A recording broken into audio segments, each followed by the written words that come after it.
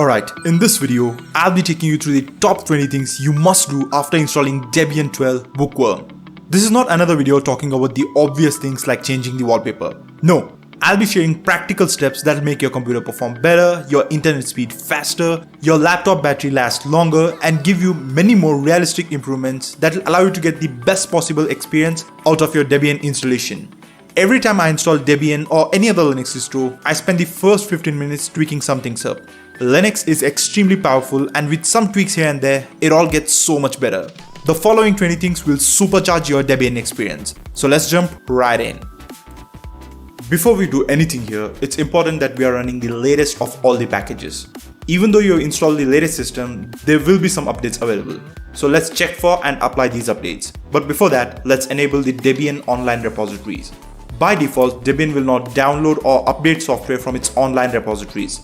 It will only allow us to install software from the installation media. So we'll be limited to a certain number of packages and we won't have access to updated packages. So we need to change it. Search for software and updates from the menu and open this. Here, select the first 4 sources. Close the window and when prompted, click on Reload. Once done, open a terminal and type in SU. Press enter and fill in your password to gain administrative privileges. Then run apt upgrade. You can copy paste these commands from the description below. This will check for updates and install the latest packages. Once this is done, restart your computer. Now it's time to enhance the functionality of your brand new Debian installation with some fantastic applications. You can open the software store and browse. We also get Synaptic Package Manager here. It gives you full control over package management on Debian. You can use that too to install software. Then we can install apps directly from the terminal too. Here we'll be installing some must-have apps from the terminal. Let's get VLC Media Player, Game for image editing, Gparted for disk management, Zero AD, which is a fun game that I enjoy playing, and Alien Arena, which is a fast-paced shooter that's a lot of fun. I have a video of the top 15 must-have Linux applications which you'll find really useful. I've shared some amazing ones there, so make sure to check it out too. Alright, this one is my favorite. This is going to make your computer perform so much better. Everybody has some favorite applications that they use more than other applications. Your favorite browser, the IDE you use for development, and many more. Now Preload is an intelligent daemon that observes which applications you use the most and keeps them in memory even before you open them. Let's say you use Firefox browser a lot.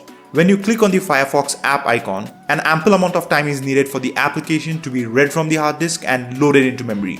With Preload enabled, your computer already knows you use Firefox a lot, so it's already kept in the memory. Click on the icon and bam, there it is. Preload makes your computer very responsive. Just think about it. The computer will have to read and load the application from the hard disk when you click on the icon anyway. Why not do it before itself? If you have 8 gigs or more RAM, Preload will do wonders for your app startup times. All you need to do is install it. Open a terminal, become root with su, and run apt install preload. That's it. You don't need to do anything more.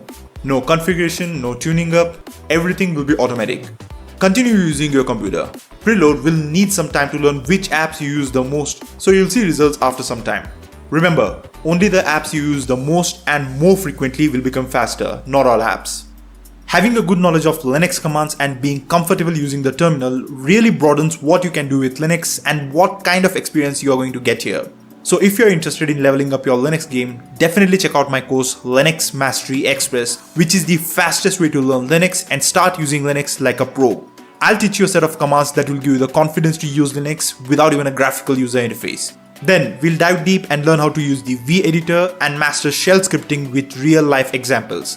After teaching more than 100 students in person, I've curated this course with the top things that will level up your Linux skills the fastest. So if you're feeling like your Linux game is stuck in the same spot for too long and you're ready to take your Linux skills to the next level quickly, check out the link in the description below and get your Linux Mastery Express. We are running a massive 45% discount right now, so make use of it. Next up, we are going to go ahead and install the NVIDIA proprietary drivers for boosted performance. This step is only for people who have an NVIDIA GPU. If you have an Intel integrated or AMD GPU, you can skip this step as drivers for both these come pre-installed in Debian 12. Alright, NVIDIA drivers. First, you have to add non-free repositories to Debian as the drivers we are installing are proprietary drivers. But these drivers bring a huge boost in performance, so I highly recommend you use these. Run cat etc apt sources.list to make sure this line is present here. You can copy paste the command from the description below. If you don't find this line here, then run the next two commands in the description to add the lines. Debian by default provides only open source software, and to get non-free software you need this. Once done, update the software cache with apt update and install NVIDIA drivers with the following command. Once the download and install completes, you need to restart your computer. Then open the NVIDIA application and verify that the system is using NVIDIA proprietary drivers. You'll in fact feel your system respond in a smoother way, especially the app grid and activities overview.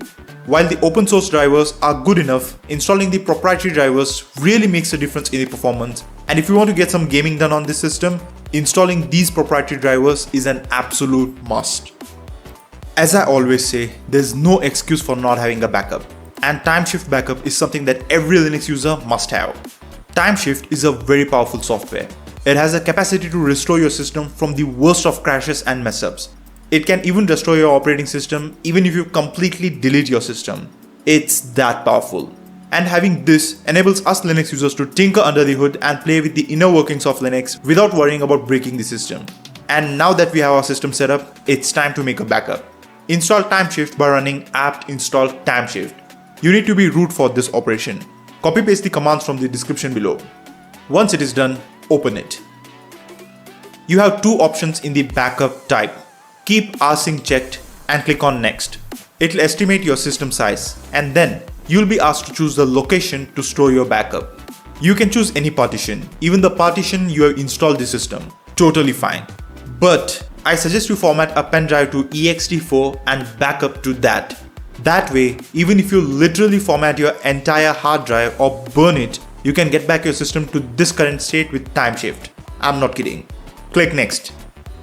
Here you can set up automatic backups. You have various frequencies. I recommend monthly backups. But this manual backup is going to be very important as we are backing up a completely set up system that has all the drivers and all the software we need. We can roll back to this snapshot and get a fully working system. It'll be almost like a fresh install, but with all our software and drivers. Click next here. And on this page, click on create. This will create a backup of the system obviously, which you can roll back to any moment you want. I want to make it clear that Timeshift does not back up your personal files like your documents, photos and projects by default. It's a system backup tool. In case you break your operating system or any future update breaks your system, you can restore your system to this particular moment with Timeshift. It's a great tool and it has saved my system innumerable times. I strongly recommend this. We get a huge selection of software from the official Debian repositories. You can open up the software store or Synaptic Package Manager here and download these software. But additionally, supplementing Flatpaks to your Debian system gives you access to a humongous library of modern apps. Flatpaks are containerized apps that are isolated from your system and bring enhanced privacy and security. They are also packaged along with their dependencies, so they run flawlessly and you never face any dependency issues with Flatpaks. You also get the latest version of all the software with Flatpak. This one advantage makes Flatpaks infinitely more compelling on a Debian system. Debian provides a software in slightly older version numbers because it prioritizes stability over cutting-edge tech. With Flatpak, we get the best of both worlds, the latest and greatest of all the software on top of an ultra-stable base. To enable Flatpaks, open up a terminal and run the following commands. Then restart your computer and you'll see new Flatpak apps in your software store. You can choose between Flatpaks and .deb packages using this drop-down. Dark mode is all the hype today and it finally makes its debut on Debian. Yes, Debian 12. This is the first time we see GNOME's dark mode here.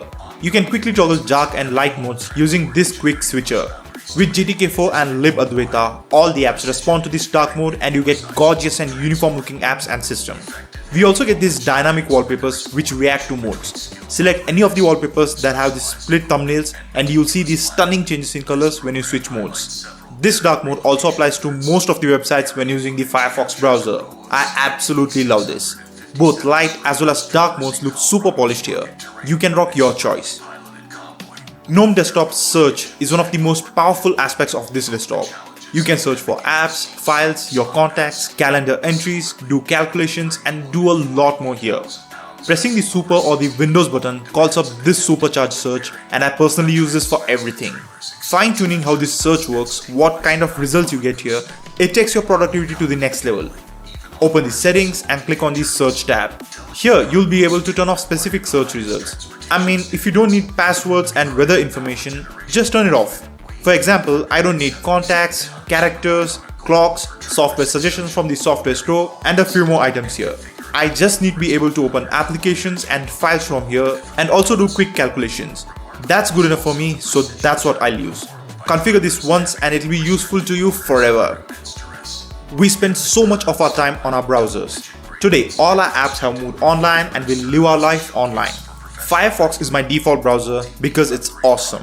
And I'll show you 2 tweaks that make it even more awesome and faster. The GPU on your computer will be pretty much idle most of the time. GPUs are extremely powerful for certain kinds of tasks like rendering, far better than the CPU. But by default, browsers on Linux use the CPU to do most of the work. While this is fine, it's not the best possible web browsing experience you can get. You paid for that GPU, let's put him to work. You'll see significant improvements. First, let's enable hardware acceleration. Open Firefox and type in about:config and hit enter. Click on accept. Here, paste this line from the description below and toggle this from false to true. This will enable hardware acceleration on your computer, which is set to false by default on Linux. This alone will give you much smoother animations and scrolling. Your PC will handle larger websites much easily now. You can check out the performance difference by playing some online games or just scrolling on YouTube. But that's not all. Let's take it one more step by turning on web render. Paste this in the about config page and toggle the value to true just like you did the first one. You need to restart your browser to see improvements. Of course, if you get any kind of negative effects, you can just turn them both back to false. Now it's time to bump up your internet speed with an optimized DNS. When you type in a website URL and hit enter, you might have noticed that there is a short gap before the actual website starts to load. During this time, the actual IP address of the website you requested will be getting resolved. This might take a short time, medium amount of time, or a long time based on the DNS that your internet provider is using for you by default. Now you might have a very high speed internet. We are not talking about the download or upload speeds here. Simply put, we are talking about the time it takes to connect to a website, and this can be improved significantly by changing the DNS. We are talking stellar, noticeable improvements here. Let's get into it. Open the Wi-Fi settings and click on the gear or the cog icon of your Wi-Fi connection. In the IPv4 section, turn off the automatic toggle and in this text box, paste the numbers from the description below. Then do the same thing for the IPv6 section. We are going to use Google DNS, which is really good. It's reliable and resolves IP addresses very fast. I've used many custom DNS and Google and Cloudflare DNS tend to work the best. I prefer the Google one. Apply the settings and turn off the Wi-Fi and turn it back on. Enjoy a faster internet connection. GS Connect is KDE Connect re-implemented for the GNOME desktop. GS Connect lets you pair your smartphone and tablet, both Android and iPhone, and share files with each other, remote control your computer with your phone, use your phone as media remote control, use your PC to handle messages, and do so much more. GS Connect is not just an additional app, it's a GNOME extension that deeply integrates with the system and becomes a part of your operating system.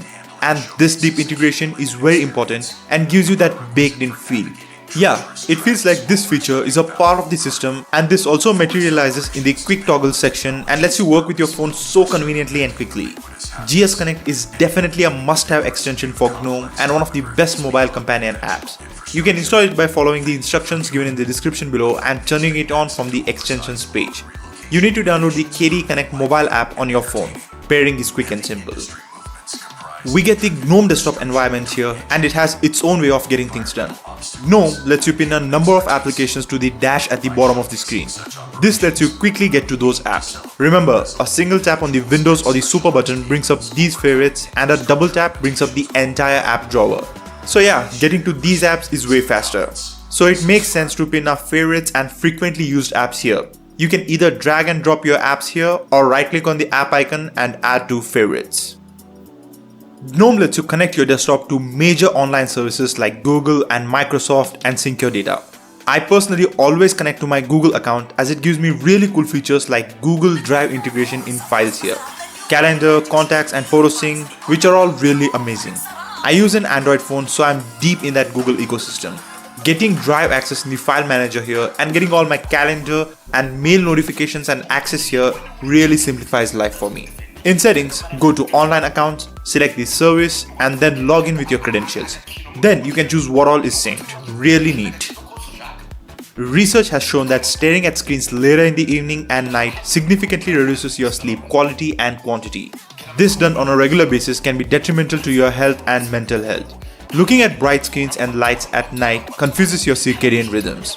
While absolutely stopping screen time near bedtime will do wonders for your sleep quality and your mood and alertness the next day, it's not always practical for many people. But science has the next best thing.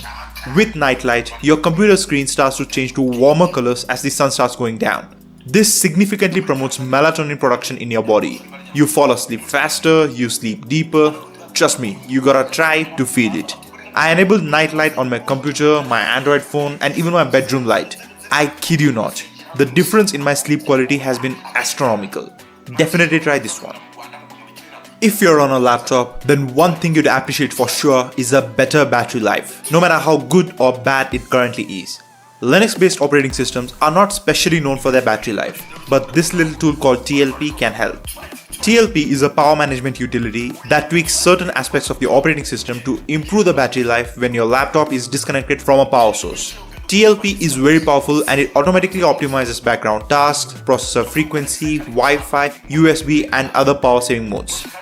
It comes with the best configuration for power saving on battery and performance when connected to a charger. So all you have to do is install it and it will handle everything by itself. Open a terminal, become root with the su command and run apt install TLP. Enjoy an improved battery backup. If you're using a modern laptop, there's a good chance that your screen resolution is either 1080p or more. While this makes the display look crisp and detailed, it can also make text and other elements look smaller to the eye. It can make things difficult to read. This is pretty much not a problem on desktops, but on laptops, the smaller the screen size, more of an issue this is. To overcome this, we'll go ahead and adjust the scaling factor. Open the Tweaks application from the menu and switch to the Fonts tab. Here, you can play around with the scaling factor option to make the fonts bigger so that you can read comfortably. On small laptop screens, a factor of 1.15 to 1.25 gives the best results. But go ahead and adjust it to a value where you can sit at a good distance from the screen and read text comfortably. Gaming on Linux has grown to astronomical levels. A good number of major games are available natively on Linux now. And now, with Steam's Proton feature, a majority of Windows exclusive games like The Witcher 3, GTA 5, Cyberpunk 2077, Doom Eternal and many more are playable on Linux. That too without any Wine or Play on Linux hassle. You just enable Steam Play and click on install. The games install and run like they are Linux native. So yeah, Steam is a must-have for both gaming enthusiasts and for casual gaming. You can install Steam using the instructions in the description below and get gaming. Check out ProtonDB to know which Windows games run fine here. Debian has been created to suit everybody's computational needs and preferences. It comes with very same defaults, and while the optimized default settings are great, they may not be necessarily optimized for you, and you can make your system more to your liking. Open settings. The most important thing you should be doing is changing the wallpaper. Debian's wallpapers are not the most beautiful and it needs to be changed. There, I said it. You can manage your notifications, adjust the privacy settings, tweak the search. There's so much more here. Just take your time and explore everything. Alright, now that our system has been optimized in pretty much every way, it's time to clean it up and start using it. Although Linux systems don't need any kind of housekeeping or maintenance, cleaning it a couple of times every year can be beneficial. Not necessary, but definitely beneficial. For this, we'll use the good old BleachBit. Install it by running apt install BleachBit. Become root first. Restart your computer if you applied any updates before you run BleachBit.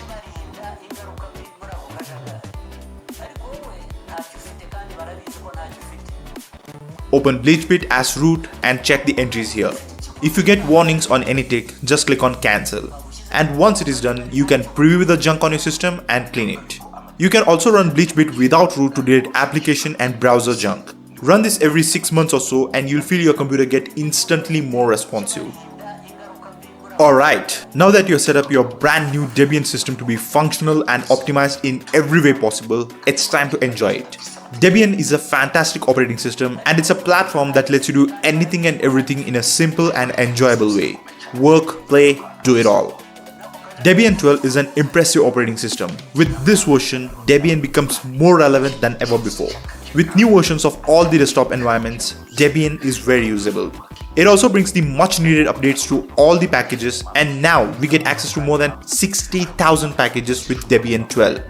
Debian is the universal operating system. It's the proverbial mother of operating systems, with many top distros like Ubuntu, Linux Mint, Zorin OS, MX Linux, Pop OS, and many others directly or indirectly based on Debian. That's testament enough to understand how big of a deal Debian is. So go ahead and enjoy it. You have watched the video till this point, so it's understood that you are very passionate about Linux. So make sure to check out my course Linux Mastery Express, which I've designed after teaching more than 100 students. Linux Mastery Express is created to teach you a set of powerful Linux commands working with the V-editor and shell scripting in a fast-tracked way. It's the quickest way to level up your Linux game. You'll start using Linux like a pro within a very short amount of time.